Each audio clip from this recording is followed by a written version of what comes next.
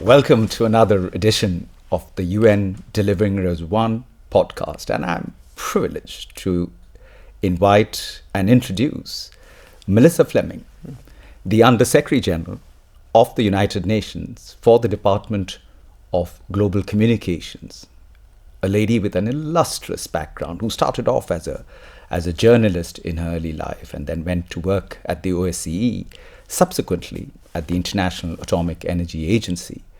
And then she was recruited to UNHCR, where she was on the front lines of people in poverty, in misery, displaced through war, and really shaped UNHCR global communications. From there, she was handpicked by the UN Secretary General to lead the Department of Global Communications.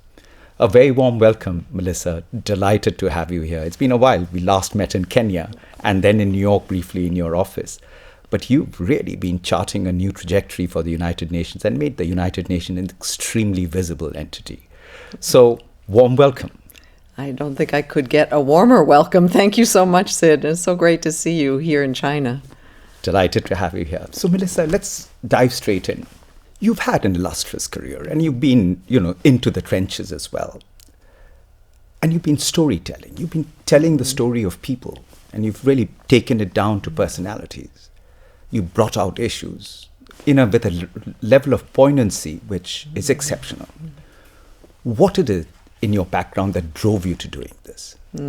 Thanks for that question. I mean, I did study journalism. And in journalism, we expose the state of our world. But in communications, in the profession of communications to inform people, but not just inform people, also to move them and to get them to act, you have to do a different type of communications. It's much more challenging. And what I found when communicating on behalf of the United Nations, especially in the dimension of refugees, is that people are suffering immensely in large numbers around the world. But there is a sociologist who I study, Paul Slovic, who has concluded the more who die, the less we care. And I've found that it to be so true. And that's why I seek individual stories to tell a larger picture. And I've found that that's been most effective. It is so true. Today, we've become so insensitive, and the number of conflicts that the Secretary General is constantly raising his voice on. Little did we know that we have 80 ongoing conflicts going on across the world. Heartbreaking, really heartbreaking. It really is. I mean, it's the source of so much misery in our world, so much displacement and suffering. It really, I think, the antidote, stopping the wars, would seem so easy, but maybe I'll ask you, because you've been around and leading in the UN, a leader in the UN for so many years. Why do you think it's so difficult to stop the wars that are creating so much suffering in our world? Well, that's what makes it very interesting, because I started in 1997 in Bosnia, at Sarajevo. That was my first job. And I saw the misery of that conflict, like real misery. How could a country which just imploded within itself, and they just humiliated each other with such grave violence. It was unbelievable. And yet this was a society which was, a member of the non-aligned movement. Yes. Their accomplishments in science and education and knowledge was like former Yugoslavia was known for that. And something showed me that, amongst us humans, there is a Dr. Jekyll, Mr. Hyde personality concealed in us. And then from there, from one to the next, I went to Iraq, to northern Iraq, to South Sudan, to Indonesia during the conflict in Aceh. And, there was one thing in common. Our humanity is capable of such great things, but at the same time capable of doing so much of harm and cruelty to each other. So therefore, I think, the Secretary General's efforts, your efforts in keeping the UN, there visible to say, look, we need a voice of reason, given the madness that we are seeing around us. And that brings me to, the book you wrote, A Hope More Powerful Than the Sea. And you beautifully express the events that this young girl, Dua, went through. it's had a ripple effect all over the world. People have got to better understand what refugees are all about. But the tragedies and the trials and tribulations that they go through. What inspired you to write that book? This was my actual experiment, having that knowledge that the more who die, the less we care, was to look and search for the quintessential universal refugee story. And I knew from behavioral scientists that the only way it would reach people and reach people's hearts would be if I found an individual story. And so I was reading the newspaper, as I do every day, news wires, and saw this story that there was a shipwreck in the Mediterranean Sea with 500 refugee passengers on board. Most of them had drowned, and one of the survivors, it didn't say much in the story, but there was a 19-year-old, somebody who was speaking Arabic, and when she was rescued, she had 2 babies on her chest. Neither of them were her own, and one of them survived, and with Doa as well. And I couldn't believe that she had survived 4 days and 4 nights on the Mediterranean, and that she had tried to save 2 babies and managed to save one. I thought it was just so heroic. So I flew there to Greece, to Crete, where she was rescued, and met her. And that's where the whole thing started. It became a TED Talk and then a book. And the more I told her story, the more I saw people asking questions. First of all, about human resilience and strength of the human spirit. Like how you could never believe that you could survive that, and nor did she, but yet she did. Then I get questions about, what happened in Syria? How did that war start? Why did people have to flee? Why is it so difficult in exile for refugees? Why does this human smuggling business, why is it allowed to continue to exist when so many people face a terrible fate?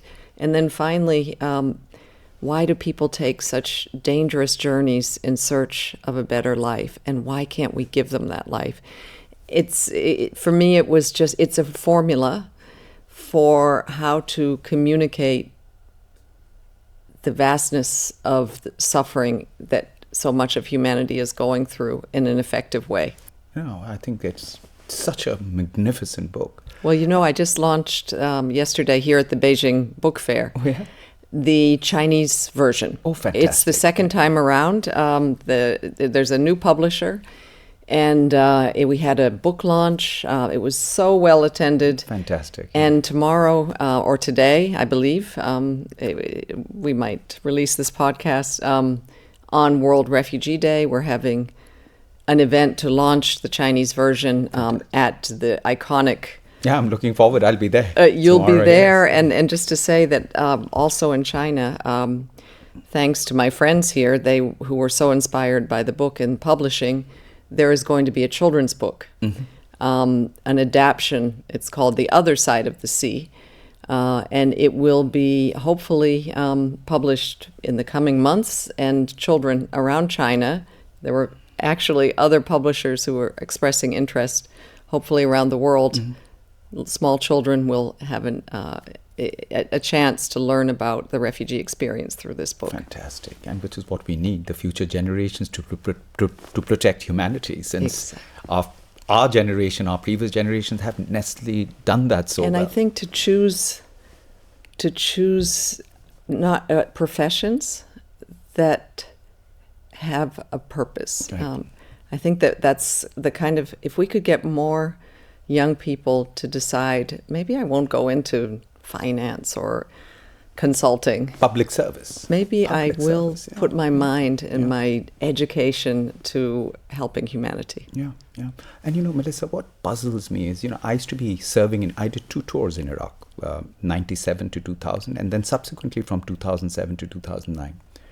My R&R destination used to be Damascus. Beautiful place, I mean, the culture, the language, the history, the people, there was a dynamism, a vibrancy, a sense of, a sense of pure, unadulterated compassion and solidarity in that society. I could not believe it, that a society would then implode like this. To me, it reminded me of what I experienced in Bosnia. I thought this was like very different. I could not ever imagine that, this would happen ever in a country like that. In fact, it was a guardian. It was known to provide stability to many parts of the Middle East. And actually, to take in refugees from Iraq. It was a refugee hosting country, which our Secretary General, Antonio Guterres, who was then the High Commissioner for Refugees, I remember traveling also through Syria. We celebrated World Refugee Day, I think it was in 2010, just before everything imploded. It just imploded, yeah. And it was, as you said, one of the most beautiful countries on earth, cultured, and this is how war happens. And that's what I think one of the worst wars of our time in Sudan erupted at a time of so much promise, when so many young people, educated people, students were stood up, rose up, and were heard by the world, by the world, and there was a very good possibility that their vision for a democratically governed Sudan was going to happen, and unfortunately, their vision didn't come into fruition. On the contrary, most of them are now refugees. So, Melissa, that's what makes you a very interesting person. You have been in these war zones, and now you're sitting in the corridors of power in New York. What do you think we could be doing as the United Nations? I know the Secretary General has launched the Summit of the Future. He's really trying to make sure that the United Nations becomes fit for purpose in this current context. But with you sitting there, what do you see? What is one lesson that I would ask you that you carry forth from these experiences? That we can only solve the problems of the world together. There is no individual national solution for war, for climate change. We can only prosper if we work together. And in the end, everyone comes back to the United Nations. Nobody ever really deserts it. Sometimes they desert our charter and the principles. But in the end, everyone comes back because it is the center of global cooperation. And everyone understands that we can only, let's look at the pandemic, the COVID-19 pandemic. Our motto was, no one is safe until everyone is safe. True. It's almost true for all of the issues Absolutely. Of our time. And no one can prosper and enjoy peace if we don't work together to achieve that. Indeed. And, I have to give a lot of credit to the Secretary General, who has been courageous. It's not been easy. It's probably been one of the most difficult periods for the UN. I think I say often to people, this is our moment of being dynamic or dinosaurs, and thank God we are led by Antonio Guterres in making us and keeping us dynamic and relevant. Exactly. He continuously is working to reform the United Nations. We're 80 years old now. Indeed. And his aspiration is that we don't, we're not seen nor do we act as an 80-year-old organization, an aged and decrepit, crippled organization. On the contrary, we continuously renew and revive ourselves. You mentioned the Summit of the Future during September, during the General Assembly last year. 193 countries signed on to a pact for the future, and it also reinforced the Sustainable Development Goals, and has though elements that couldn't have been foreseen when the SDGs came into being in 2015. These have, for example, that we would look at the international financial system to make it more equitable for countries that are not benefiting, who on the contrary are swimming in debt and unable to access the kind of finance they need to transition to renewable energy that is so important, not just to power their economies, but for for our planet and for the existence of our planet. Also, there's reform of the Security Council in there, so we could maybe better address the conflicts and the wars that are plaguing our world. And finally, there's a global digital compact that is extremely important in our digital age, both for fostering the opportunity of digital connectivity for everyone and equality, access to AI that could problem solve for many of the problems of our world. But of course, there's also a dark side of new technologies, and it really addresses the integrity of information.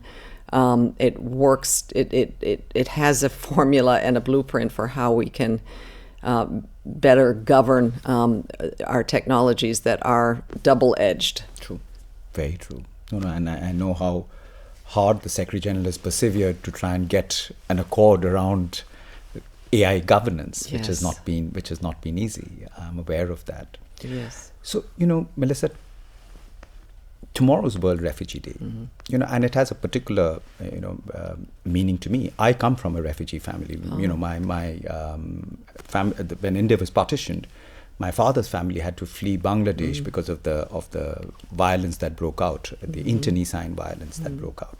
So they had to flee Bangladesh and come to Calcutta. And I was born in Chinatown in Calcutta. So I really grew up, it was a communist state. I grew up under the banners of Mao, Lenin and Stalin. But, I was taken care of by this Chinese community. And my first pair of shoes actually came from them because my father at that time could not afford things.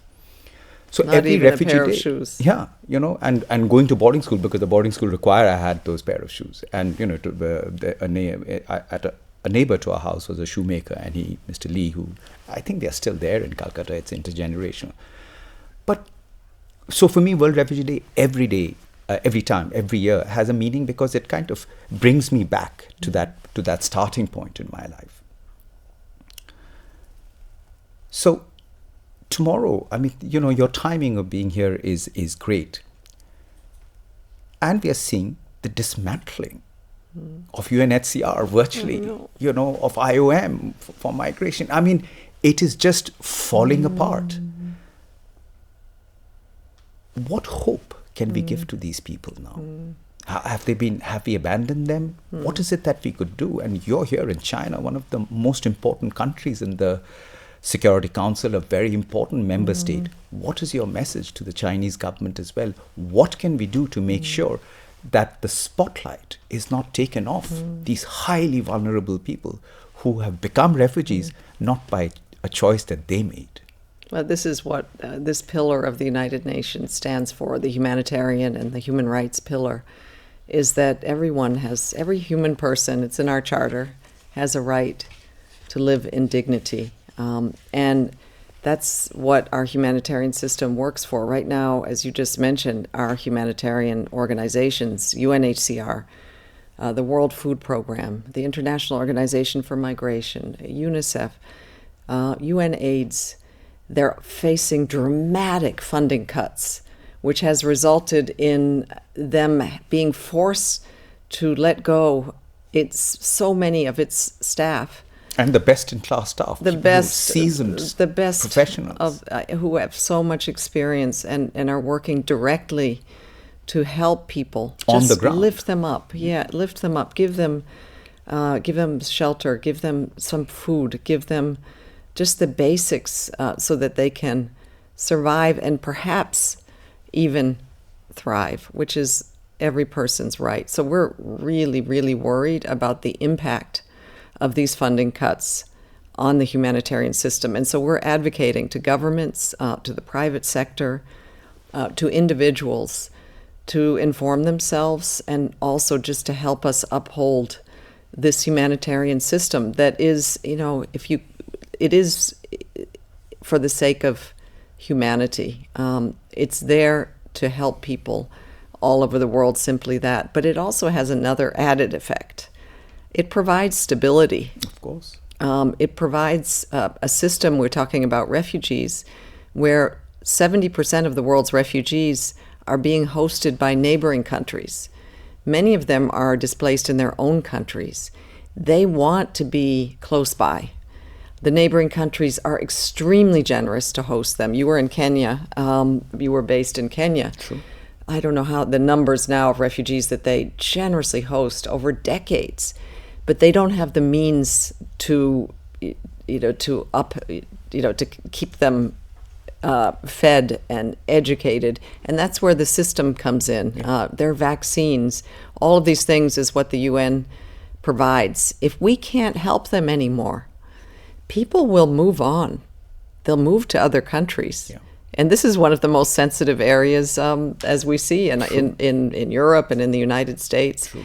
So help people where they are. And then work on, and that's the other part of the United Nations that is, it's very important, and it needs continued international support, including from China and so many other countries, uphold the peace and security dimension of the United Nations, as well as the development part of the United Nations, so that we can serve that role of stabilization, of keeping our world and the people who live in it and the planet that we live on in equilibrium. Sure. I completely agree. And I was recently in Hong Kong, where the Chinese government is hosting a new organization, an intergovernmental organization, which I saw the creation of, the International Organization for Mediation.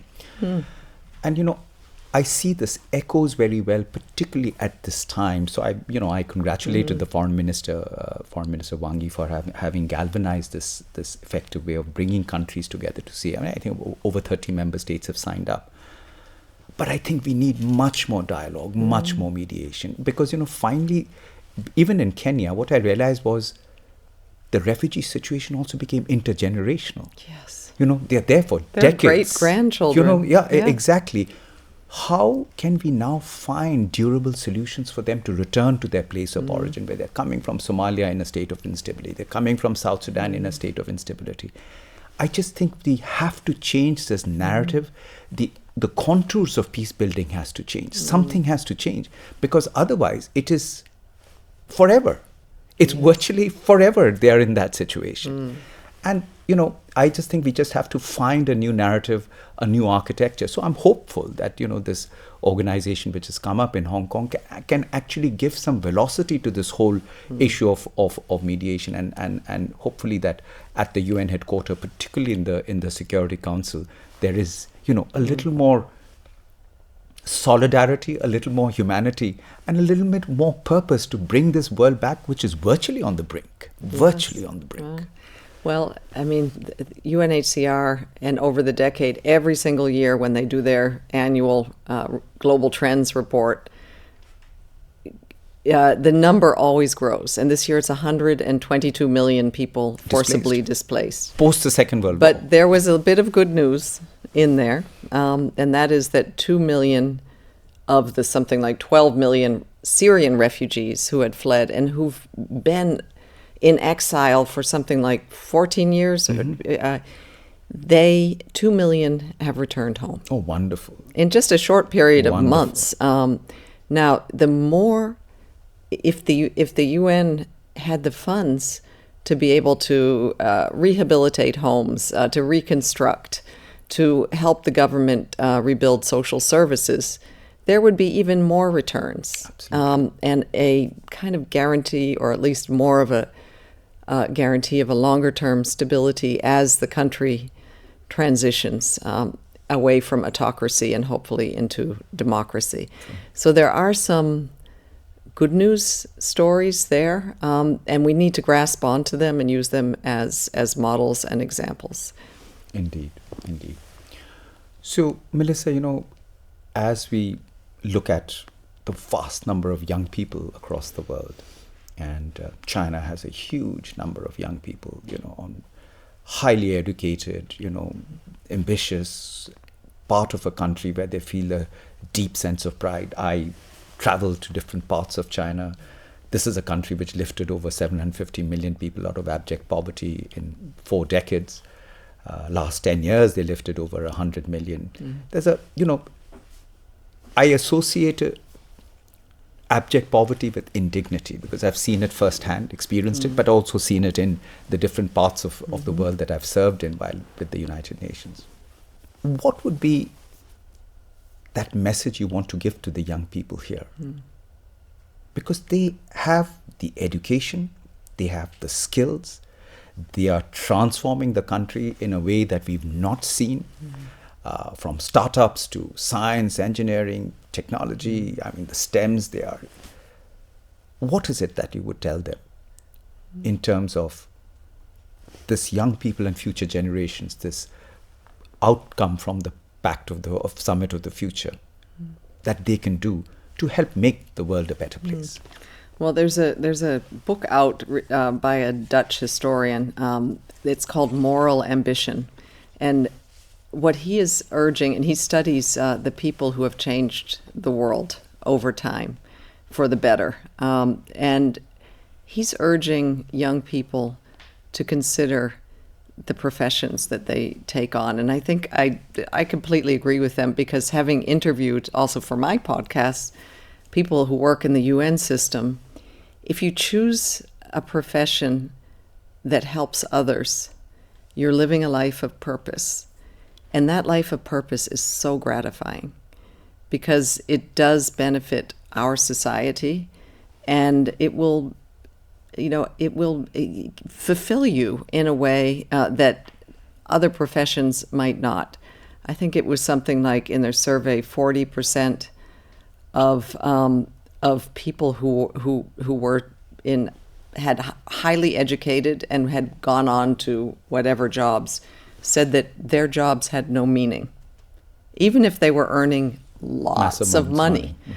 Maybe if they had a house and a boat and they could travel the world, but they still felt their jobs had no meaning. So I think it's really important, if, we at the United Nations can only do so much, but if everyone would educate themselves and also contribute in some way. Maybe it doesn't have to be your job, but you could volunteer, and you could donate, you could just show some humanity to other people, and it will not only enrich our society, but it will enrich you. Yeah.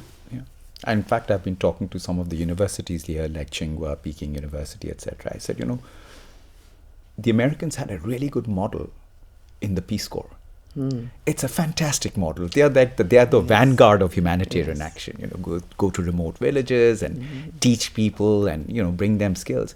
And I'd say you can create something very similar, where they take a gap year after their undergraduate time or their graduate time to go work and bring skills like engineering or irrigation or teach communities those kinds of skills. So actually we are engaged in an active conversation on that. Yeah. So I'm hoping that we could actually shape the contours of that, at least before I finish my term here in China. And there's also AmeriCorps, where they're doing similar inside the country. Oh, really? Yes, going to less advantaged parts of the country and contributing for a year, whatever Apparently skills. There's a lot of that happens in China already. Oh yeah. So you have young people who are working, part of the Communist Party, who go there and do their, they're part of these villages, etc. So it's been kind of a service. It's an intergenerational service which has been going on for a while. But now to kind of globalize it with the kind of skills that they're building, because I think that will also contribute to more cultural and inter-civilization awareness and generate more bonhomie, which is what we need today than bonhomie. That's what we need. Much more, Yes. given the fractured world that we are living in. So Melissa, as we come to this end of this conversation, the UN is in a difficult time, experiencing the most difficult time post the Second World War. Never ever have we seen such a range of interlocking crises, from a health pandemic which exposed the fragility of human health and health systems and had an economic impact which rivals the Great Depression, a climate crisis that looms like the sword of the Damocles over our heads, conflicts. People saw Ukraine and Gaza, but we have 80 ongoing conflicts across the world, and rising inequalities, 890 million people going to bed hungry every night. What is that one message that we can tell the Chinese population that yes, we can still invest and hope in the UN? We are working every day to make the world more humane, more livable, and more peaceful. but we can't do it alone. In our charter, it says, "We the peoples We of the the people." United Nations." So we're not just officials who work there. We represent all of humanity, but we need all of humanity to contribute. So I would say the UN Charter is a visionary document, and if you read it today, I think it will inspire you as it did when it was written by its founders. Absolutely. And we constantly go back to it because it represents the best values and the best way forward for humanity. Yeah, yeah. I was privileged to study at the then Woodrow Wilson School at Princeton, though the name has changed. But there was a vision there. There was a vision that Harry Truman and Woodrow Wilson and, Roosevelt had. I just hope we find a way to kind of resurrect that vision. And I'm really hopeful that, in the coming years, the United Nations, as the Secretary General, has been tirelessly working on these reforms, that we are able to see a new UN where every person on the planet can have confidence in. Let's hope. Yes, we're working very hard to do with the means that we have what we can, and also to reform. The Secretary General has launched an initiative called UN80, in which we are also looking to create a more efficient and effective United Nations. So we're using kind of the opportunity of crisis to have an inward look at ourselves and how we operate, to revive our own capabilities and make us stronger. Yeah. So hopefully. We will emerge. We know that we will emerge as a United Nations that is intact. We also know that where there is backsliding, there's also hope and inspiration. I mean, you mentioned the global pandemic. The world adopted a pandemic treaty. Not everybody signed on to it, but it's still there. So there is still multilateral and global cooperation happening. And it is every day, day in and day out, often unpublicized, solving conflicts. We have never had a World War III, which was what the United Nations was created to prevent. Other wars we haven't achieved the prevention of, but we know how to do it. Yeah. And hopefully this will be a crisis that we can overcome. Yeah. Anyway, when you head back to New York, please do tell the Secretary General that, he reminds me of George Bernard Shaw when he said, "Some men see things as they are and ask why, and some dream things that never was and ask why not." He belongs to the latter category. That is correct. That never give up is in his social media. DNA. It's in his social media bio. Right. If you look on X in his bio, it says, "I will never give up." Fantastic. Thank you very much, Melissa. Thank you so much. much. What a pleasure to have you here. It was with a pleasure us. having this conversation with you too, Sid. Thank you. Thank you. Sheshe. Sheshe.